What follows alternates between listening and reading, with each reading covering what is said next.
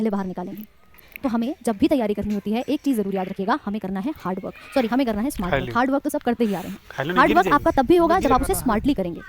इसीलिए आपका जो कंप्लीट यहाँ पर आपकी तैयारी कराई जाएगी वो कुछ इसी प्रकार से होगी। मैं आपसे कहूँ कि चलो हम एक छोटा सा टॉपिक आज लेकर चलते हैं, जैसे कि आपकी ह्यूमन बॉडी है, ठीक है। बेसिक से हम पढ़ते आए हैं कि मैम मानव बॉडी के अंदर सेल है, सेल जो है वो मिलकर के ऊतक बनाते हैं, ऊतक मिलकर के अंग बनाते हैं, फिर अंग प्रणाली बनती है, फिर हमारा एक पूरा जो शरीर है वो मिलकर बन जाता है। जैसे एक पूरे घर की नींव एक छोटी सी ईंट होती है, उसी प्रकार से हमारे पूरे शरीर की एक छोटी सी जो नींव होगी वो हमारी एक कोशिका होती है, वो हमारी सेल होती है, और उसी सेल से मिलकर के ढेर सारे सेल्स जब इकट्ठे हो जाते हैं तो हमारा पूरा मानव का शरीर बनके तैयार हो जाता है। कुछ इसी प्रकार से रहता है।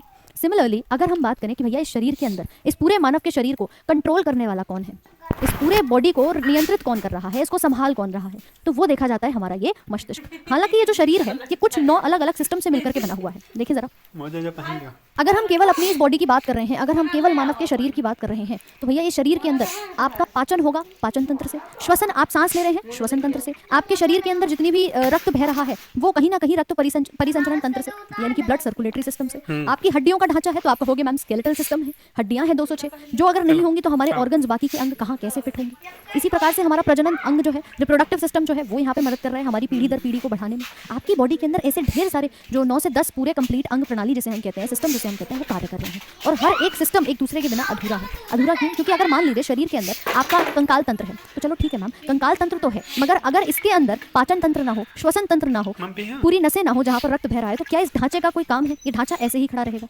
तो हर एक जितने भी आपके अंग प्रणाली हैं, जितने भी आपके ऑर्गन सिस्टम्स हैं, ये सब अलग अलग तरीके से इंटरलिंक्ड हैं, और आपस में इनका जो रोल है वो आपको देखने को मिल जाएगा। मतलब अगर एक ना हो तो दिक्कत होगी ही होगी। जो लोग कह देते हैं कि भैया बॉडी से किडनी को बाहर निकाल दो, एक किडनी से भी काम चल जाएगा, काम चल तो जाएगा मगर उस लेवल पर नहीं चलेगा जिस तरीके से एक नॉर्मल स्वस्थ व्यक्ति दोनों किडनी के साथ, दोनों वृक्क के साथ काम कर पाता है।